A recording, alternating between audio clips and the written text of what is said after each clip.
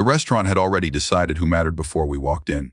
It was one of those private rooms with soft lights and framed photographs that tried to feel historic without belonging to anyone who was actually there.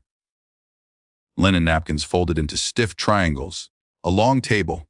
The sound of silverware against plates arriving in waves, as if the room itself breathed. My sister had arrived early. I could tell because her children, perfectly dressed, perfectly still, were seated closest to my father, flanking him like bookends. She caught my eye as I entered and smiled, the way people do when they're already winning. "Over here," she said, unnecessary but satisfied. My son slipped his hand into mine without asking. He's 10, too old to cling, too young not to notice when rooms rearrange themselves around other people. We took the remaining seats. The ones at the end. The ones where conversation reaches you a few seconds late, softened and incomplete. It wasn't hostile. It never is. That's what makes it hard to name. My father was in a good mood. He always is when he's being admired. He told the waiter about his grandchildren, how advanced they were, how polite, how they'd started violin early. The waiter nodded. Impressed in the way waiters learn to be impressed, my son listened. Quietly. He doesn't interrupt adults. He's learned that from watching me. When the drinks arrived, my father stood, glass raised. It was spontaneous, he said, though he'd cleared his throat first. He talked about family, about continuity, about what it meant to see yourself carried forward. Then he turned to my sister. "To my real legacy," he said, smiling. "She gave me 2 perfect grandchildren." It landed exactly where it was aimed. There was polite laughter. A murmur of agreement. My sister's smile widened just a fraction, calibrated. I felt my son move closer. Not against me, toward the table, like he was trying to make himself visible by proximity. He leaned in and whispered. What aloud? Not accusing. Just confused. That question didn't belong only to him. It had been moving through me for years, changing shape, learning patience. Hearing it spoken out loud, by someone who still believed the answer might be kind, was heavier than I expected. I kissed the top of his head. Not to comfort him. To steady myself. The room continued. Forks clinked. Someone asked about dessert. I picked up my glass. It wasn't planned. I didn't stand. I didn't clear my throat. I waited for a small gap. The natural pause people assume will be filled by nothing important. "I'd like to add something," I said. The volume was wrong for interruption. Too calm.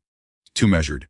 People turned. "I just want to say," I continued, "that I'm grateful for family that shows us who belongs.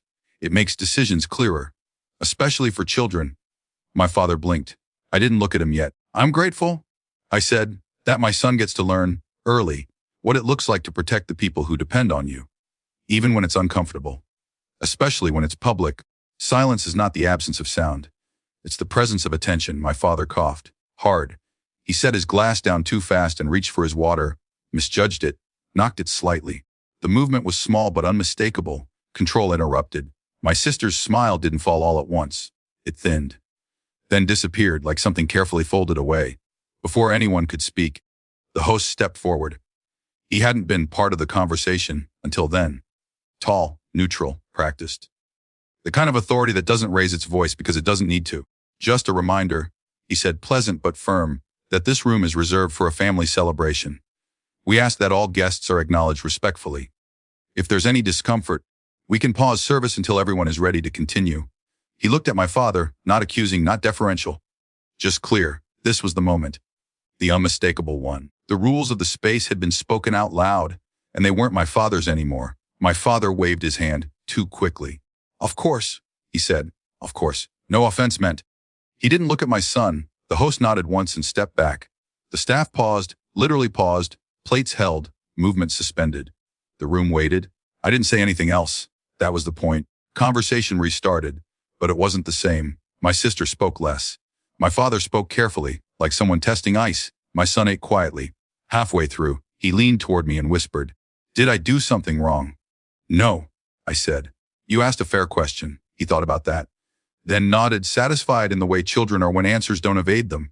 When dessert came, my father attempted a joke. It didn't land. He tried again, softer. No one followed. The power didn't swing dramatically. It settled.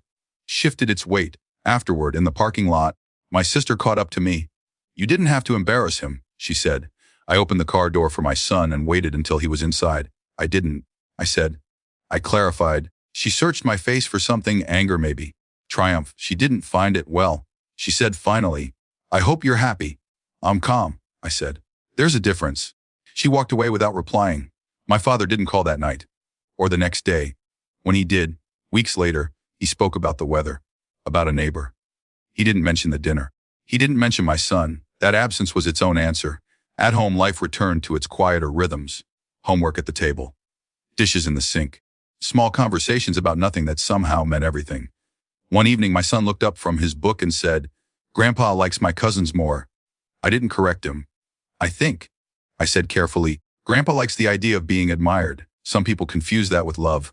He considered this. Do you? He asked. I like being trusted, I said. He smiled.